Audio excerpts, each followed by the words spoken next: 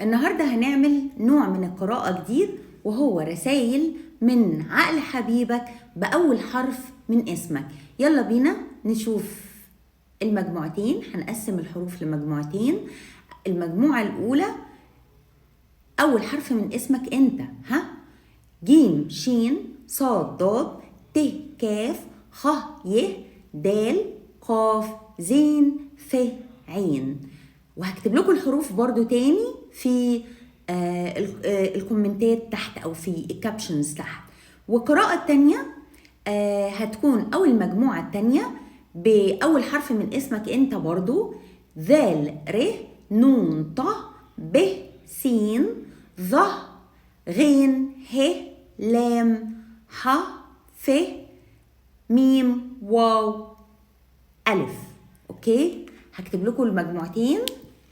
ولو انت مش حابب انك انت تختار بأول حرف من اسمك، ممكن برضو تختار بشكل الكروت دي، تختار بشكل الكارت ده او بشكل الكارت ده. تمام، بصوا اهو.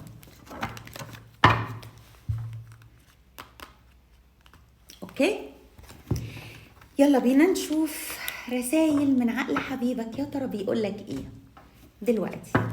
خلينا نشوف كمان رسائل من عقل حبيبك اللي سابك، اللي سبته وسابك، حبيبك اللي معاك وحبيبك اللي نهكر عقله دلوقتي. لو هنرن عليه هنقول ايه؟ يلا بينا. القراءة الأولى، القراءة الأولى أو المجموعة الأولى. تاني هنقول الحروف بأول حرف من اسمك أنت، جيم شين صاد ضاد ت كاف خ ي دال قاف. تمام، زين ث عين. اوكي، يلا بينا. حبيبك عايز يقولك ايه؟ لو هو دلوقتي بيكلمنا عايز يقولك ايه؟ عايز يقولك انا بحبك حب غير مشروط. العلاقة دي علاقة قدرية، احنا كان مقدر لنا ان احنا نقابل بعضينا، احنا كان مقدر لنا ان احنا نحب بعضينا. انا نفسي ان احنا نرسم العلاقة دي، وانا بشتغل على ده جامد جدا. وبيقولك ان في كلام كتير عايز يقوله، وان هو بيحاول يقوى على نفسه. ليه؟ علشان خايف،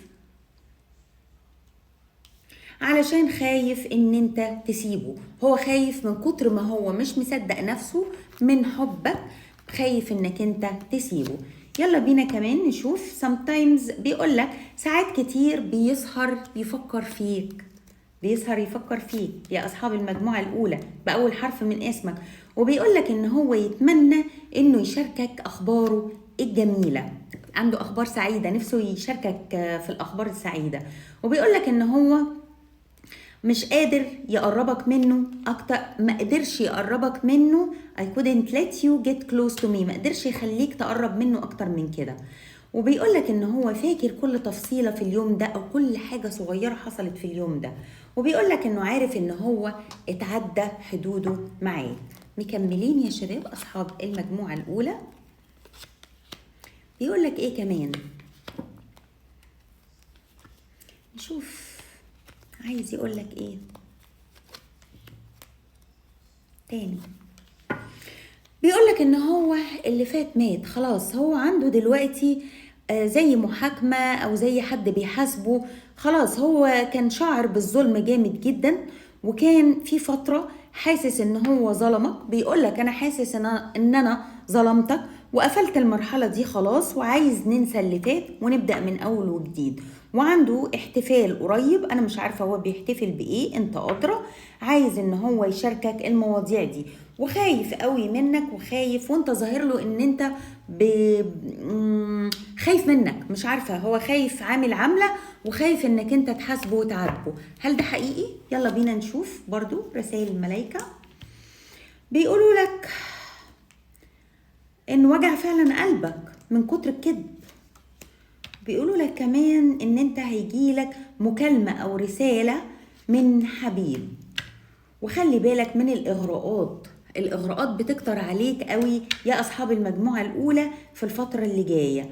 وكمان الموضوع محتاج وقت، بيقولك الموضوع محتاج وقت علشان تهيل أو تستشفى، time to heal، وإن في حاجات كتير قوي أو new beginnings and liberation reborn، في تغييرات كتير وفي حاجات انت دفنتها خلاص حصلت وأثرت فيك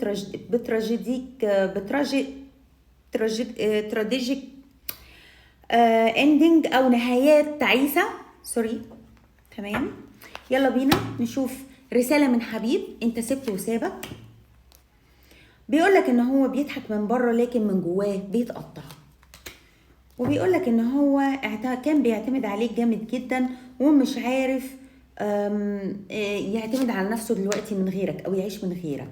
بيقولك ان الوضع ده بقى اصعب بكتير من ما كان متخيل.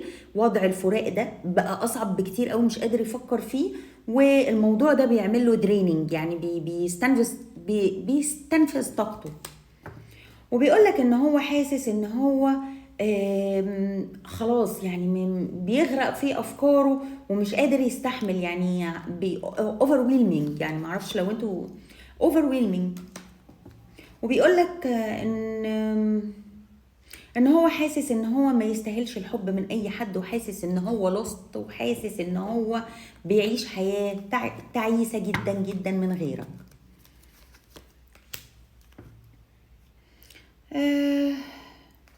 انت حاسس دلوقتي بقلق، عندك شعور بقلق او خوف او وحدة. حاول انك انت تعيش مرحلة سلام داخلي، وحاول انك انت تعلي استحقاقك وتهتم بنفسك اكتر من كده، وتدي لنفسك وقت كبير، وما تندمش على الاخطاء اللي عملتها قبل كده، لان في عرض جايلك جميل جدا، عرض ارتباط او عرض جايلك قريب. طيب نشوف نصيحة الملائكة ايه. حرر نفسك من الخوف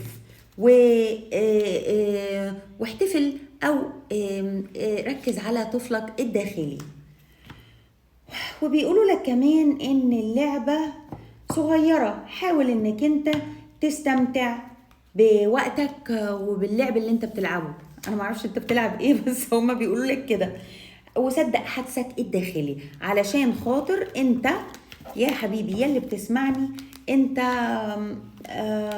بيجيلك اوقات بتجمع فيها خيوط احداث كتير قوي، فحاول انك انت تركز وتجمع الخيوط دي كويس، وصدق طفل احساسك الداخلي، صدق احساسك الداخلي. تمام.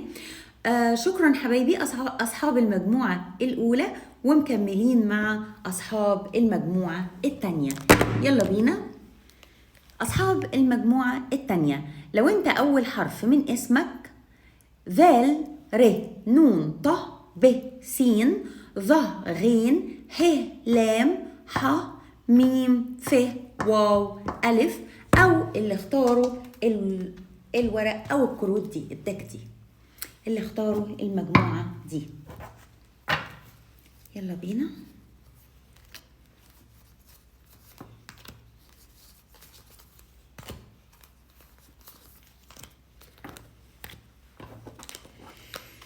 رسائل من عقل حبيبك، يا ترى عايز يقولك ايه دلوقتي؟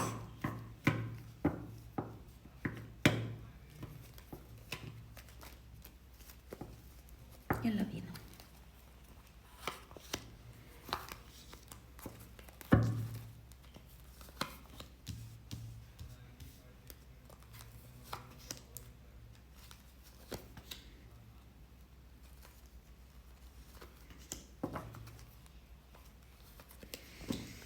بيقولك أنا بحبك جدا، وحبك ده طاقته مش قادرة استحملها، عايز أعمل حركة جريئة واجيلك، بس علشان مش بإيدي أنا براقبك من بعيد. وبيقولك إن في حد واقف في طريقكم مش عارف يعمل معاه إيه، هو ده السبب اللي خلاه يمشي. وجود طرف ثالث كان واقف في العلاقة، هو ده اللي خلاه يمشي، والموضوع معذبه جامد جدا ومتقل طاقته ومش مخليه يعرف يعمل ايه او عارف يعمل ايه.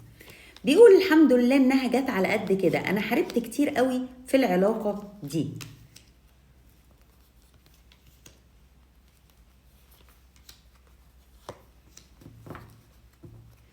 بيقول كمان ان هو بعد الحرب اللي عداها دي ظهرت له فرص كتيرة جدا، او طرف تاني كان داخل في العلاقة او تدخل في العلاقة وتسبب الموضوع اللي حصل ده او المشكلة اللي حصلت. عايز يقولك يا اصحاب المجموعة التانية ان هو كان قدامه، صح، كان قدامه اختيارات كتير، انما ما كانش عارف يعمل ايه. انت عندك حق، انت ما ظلمتوش، هو شايف انك انت ظلمته، بس انا بقولك من موقعي هذا انت ما ظلمتوش، هو ما زال عنده شغف عليك، هو ما زال عنده الاختيارات موجودة ومتاحة ان هو يتصرف او ياخد خطوة او يعمل حاجة، وما ينفعش يقعد في موقف الظلم اللي هو شايفه ده. يلا بينا نشوف نصيحة من الانجل اوريكلز. anticipation، حاول انك انت تستمتع باللي جاي حاجات جديدة جميلة جدا، وتو ماتش blessings on the way، في نعم جميلة ربنا بيبعتها لك الفترة اللي جاية، وبيقولوا لك كل حاجة تمام وخليك على وضعك. شوية شوية انت هتفهم ايه اللي بيحصل في حياتك، وخلي عندك باشون زي ما هي، وخلي دماغك مليانة بالأفكار الإيجابية عشان تستقبل الحاجات الإيجابية. وفي تغيير جذري بتتعرض ليه الفترة اللي جاية، بس اللي تشينج ده هيكون حاجة جميلة، مش حاجة وحشة يعني. خلي عندك شوية ثقة في نفسك، علشان خاطر انت محتاج تثق في نفسك أكتر من كده. ودايما ابتسم علشان الابتسامة بتحل مشاكل كتيرة يا أصحاب المجموعة التانية. بيقول لك كمان ان في حاجات كتيرة جدا لازم، مادام انت مقتنع انك انت ممكن تحقق حلمك ده، حاول انك انت يعني تشتغل عليه، حاول انك انت ما تسيبش نفسك وتشتغل عليه، وما تخليش حد يقولك ان حلمك ده مستحيل. طيب حبيبك بقى بيقولك ايه؟ عايز يقول كلام كتير جدا، بيقولك انا مجرد وجودي جنبك بيشعرني بالسعادة، وبيقولك ان الوقت ده وقت ليه، محتاج الوقت ده علشان يستشفى. وبيقولك انا مش بحاول ان انا اعمل اي رياكشن لما الناس بتجيب سيرتك. وبيقولك كمان انا نفسي ان انا اسحب كلامي اللي قلته. وبيقولك كمان ان الوقت ما كانش مناسب ليكم. وبيقولك انه مستني اشارة منك.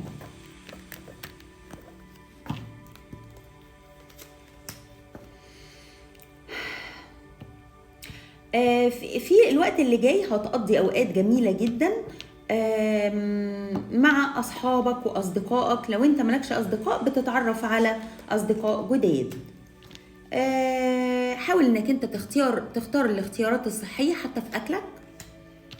وانت بدأت تحس بالثبات، وبدأت انك انت طاقتك تثبت اكتر في الارض، يعني بدأت انك انت تحس كده انك واقف على ارض صلبة، صح ولا لا؟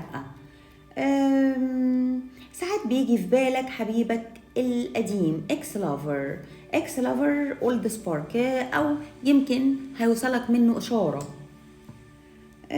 توين فليم بيقولك ان العلاقة دي هي علاقة توأم شعلة، يعني دايما فيها جذب وشد. بالك هيكون شوية على الفلوس وعلى المستقبل، شوية هتشتغل على الماديات في شهر نوفمبر أو الفترة اللي جاية. وفي عندك بعض الأوراق الحكومية بتخلصها في شهر نوفمبر برضو، إن شاء الله بتخلص على خير. حط عقلك وبالك على حد سبته وسابك برضو، أشوف لك منه رسالة. بيقولك إن هو حاول يتهرب من العلاقة ما بينكم، لكن دايما روحه بترجع وتناديك. بيقولك ان هو ما كانش قادر ان هو يكون عند حسن ظنك. وبيقولك كمان الموضوع ده كان عامل عليه بريشر جامد جدا او ضغط جامد جدا. وبيقولك ان الموضوع صعب عليه جدا، ان هو